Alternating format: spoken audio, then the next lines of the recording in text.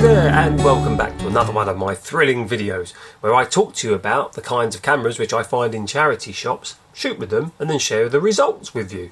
So without further ado, today I'm going to be talking to you about the Konica POP.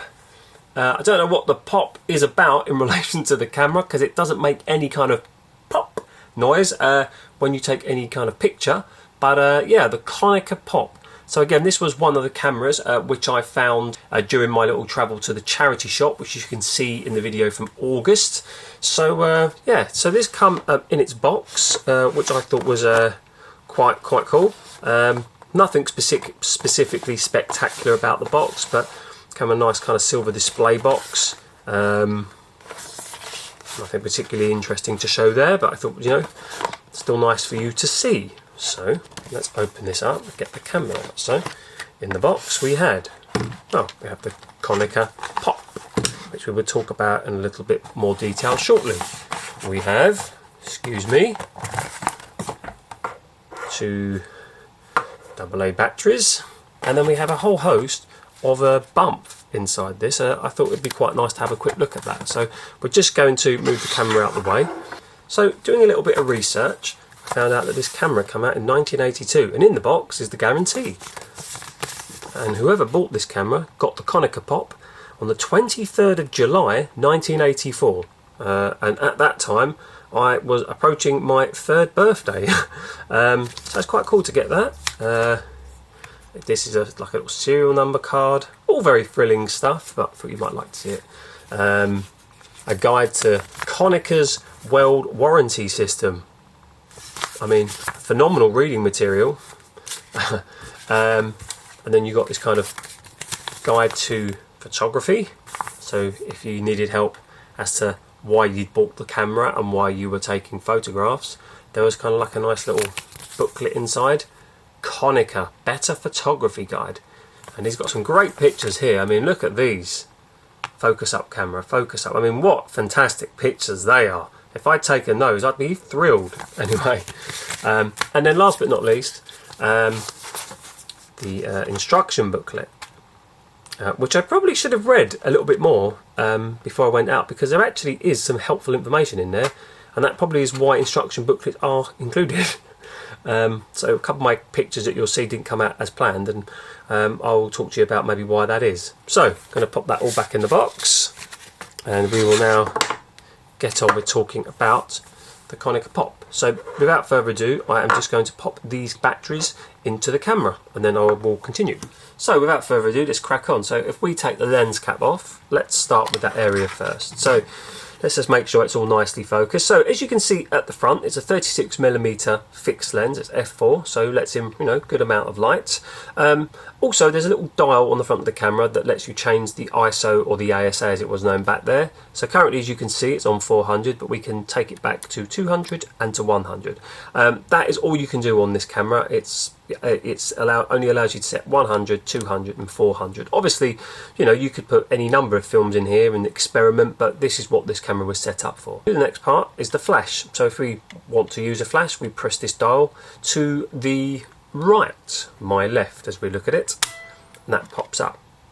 So that now readies the flash. Now, something I didn't know, and I just want to pick up the instruction booklet to read to you about this. As we see here, it says 1.5 to 2 meters, and I was just a bit curious as to how this worked. So apparently, and according to the book, if you want to take pictures of your subject at closer distances, wait for it, the electronic flash operating and close distance compensation button, pushed in the direction indicated by the arrow, and you will be able to take beautiful pictures at a distance of 1.5 to 2 meters. I just want to read what that button's called again. The electronic flash operating and close distance compensation button. So effectively, if you want to do take pictures at a closer range, whilst the flash is already up, you press this across, and there is a slight difference. Now, I didn't know that when taking pictures, and some of my pictures didn't come out as well as I'd hoped. Had I read the instructions, I would have known.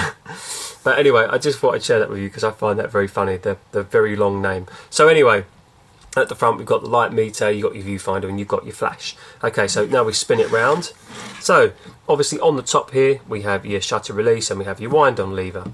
You will see here, as it's now nicely lit up, it's an indicator to show me that the flash is ready.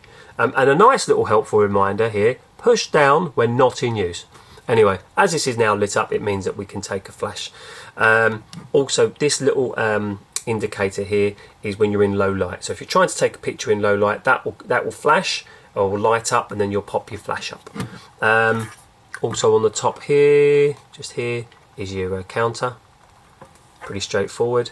And then the bottom of the camera, let's get this focused up. So you've got, when you've completed your roll of film, obviously you press your button to release to start winding them, but the winding mechanism is on the bottom of this camera. So you pull it out, and you just kind of, oh, sorry, it's slightly out of focus.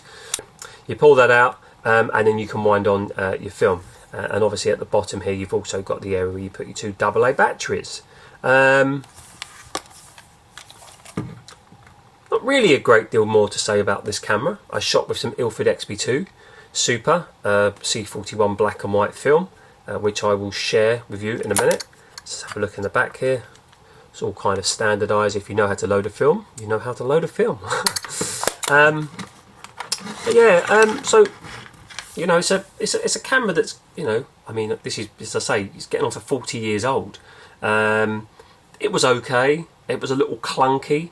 I managed to get some good pictures from shooting with this. Some of them good, some of them not so good. What I will say, just a little reminder, if people out there don't know, that some of the pictures that I really like, I sometimes colour correct them and I put them onto my Instagram, and I share a lot of the pictures on there slightly colour corrected. All the pictures that you see at the end of these videos are pretty much how they come out. There is the odd time where I will colour correct them, but in general all the pictures are kind of like the raw images which I've got back.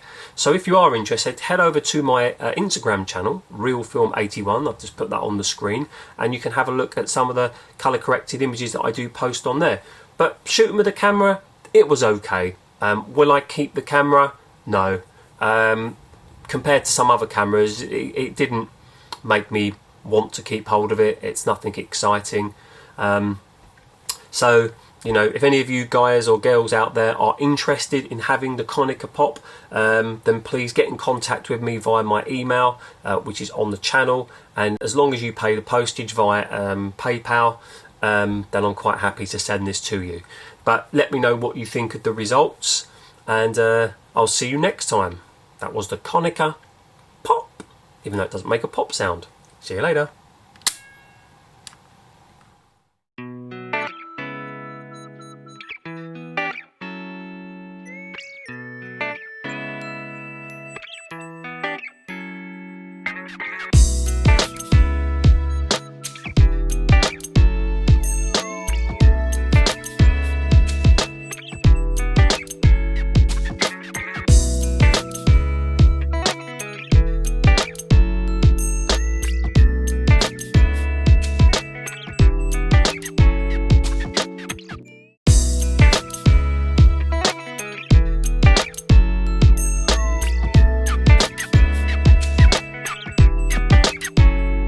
Oh.